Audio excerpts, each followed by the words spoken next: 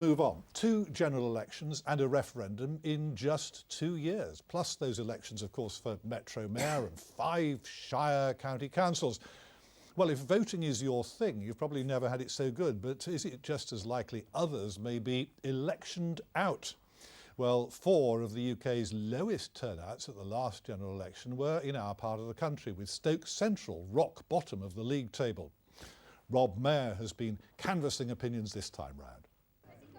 Out on the streets of Birmingham, this seat had one of the lowest turnouts at the last election. I think the cameras would love it. In 2015, almost half the people in Erdington didn't bother to vote. Perhaps a registration drive with a sprinkling of showbiz can help. If you do nothing, it definitely doesn't make a difference. If you do nothing at all, if you do not register and if you do not vote, that definitely will not make a difference. Voting might make some difference. It doesn't always make a massive difference, but definitely not voting makes 0 difference. Round the corner on the bowling green, it's a more subdued atmosphere. Over 65s were twice as likely as under 25s to vote last time. Do they think it's important here? Too idle, I think. Some people can't be bothered to make up their minds or something. I don't know, but I vote, always have done. The reason I don't vote so much now, because I've got nobody to take me. And I'm not going to walk all that way. People, I think, used to vote quite regularly at one time, but now I think people have just lost interest in politics. Of the 10 seats with the lowest turnout at the 2015 general election, 4 of them were here in the West Midlands. In Walsall North, turnout was just 55%. In Birmingham Erdington and Birmingham Ladywood, it was just 53%, whilst in Stoke-on-Trent Central, fewer than half voted. And that dropped by a further 12% at the by-election in February. Why? It's not the West Midlanders who are to blame, it's the nature of the constituencies. And we know that throughout the West Midlands there are quite a number of constituencies which are Labour strongholds, so much so that as a Labour voter you could be forgiven for thinking we know Labour's going to hold on to this seat. The solution is to have politicians and a political class that appeal to people, that mobilise them, that motivate them. And that's what we've been missing for a generation in politics. Some of the doctor's students will vote for the first time in June, but say more could be done to encourage young people. It's very difficult for young people to see the difference between the main political parties, so it's difficult to choose. I've heard people say, not just young people, that they feel as though their vote won't have any significance. I couldn't register in time to vote for the mayoral election, and I was just remember how frustrated I was that there wasn't just, an app that I could download, put in my age, put in my postcode, put in my name, and then vote via that. So perhaps the missing voters will be tempted in by the chance of a change. It's a huge number of people for the politicians to target.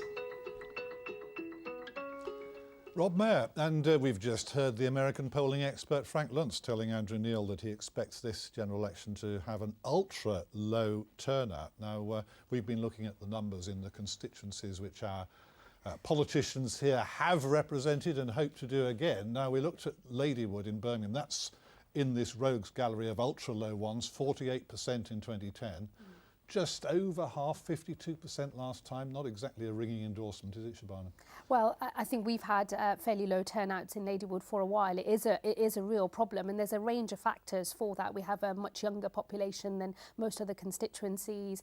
We have a more transient population as well. But my own view is actually we've got decreasing turnouts across the country for all the different types of elections that we have. I know that just last week we were all thinking it was a triumph of turnout, that the West Mids mayoral election nearly had a 30% turnout, that was a triumph. It's not really a triumph. That means 70% did not vote.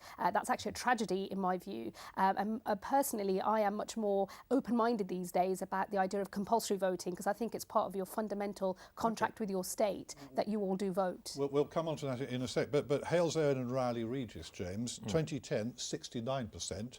2015, 59%. Oh dear, you're boring them into submission. I think the point is, actually, over the last few years, I've detected more engagement, actually, particularly after the EU referendum.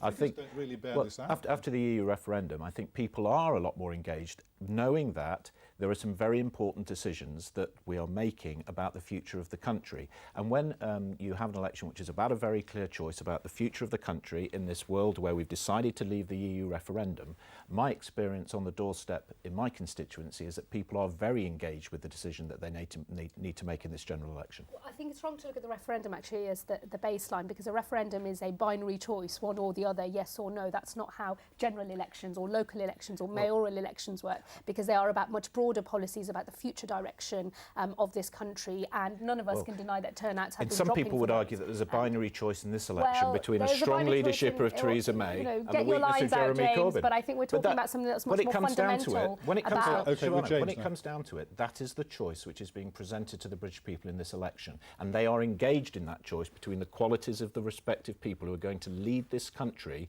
for very important negotiations on our exit from the European Union. And yet we all expect turnout to be crushingly low, and it will be a tragedy. I don't have that expectation, actually. Wouldn't the turnout be even lower still if, according to your draft manifesto, you would want 16-year-olds to be given the vote? Well, that's going to make the turnout even lower proportionately, isn't it? I think it's about looking at the franchise and who's able to vote and trying to get the habit of voting into our citizens from the youngest possible age, so that it becomes a norm that you do. Once you don't have that habit, at the moment when you're 18 or 21 or whatever, then it's harder to form that habit, because it's not like you have an election every week. I know it feels like it at the moment, but in the normal run of things, they come along every few years, and making that habit is quite difficult, which is why I personally am starting to think actually as a society we need to have a rethink about the way we do voting. Do you agree about compulsion? Because that hasn't been seen to be the British way, but maybe we've got to the stage where we've got to think about it. No, I don't think I do agree about compulsion. I think in a democracy, I think people should have the freedom to decide that they don't want to vote for any of the above. But it's the job of politicians and the job of our political process to engage people on the important issues facing the country. For the moment, thank you both. No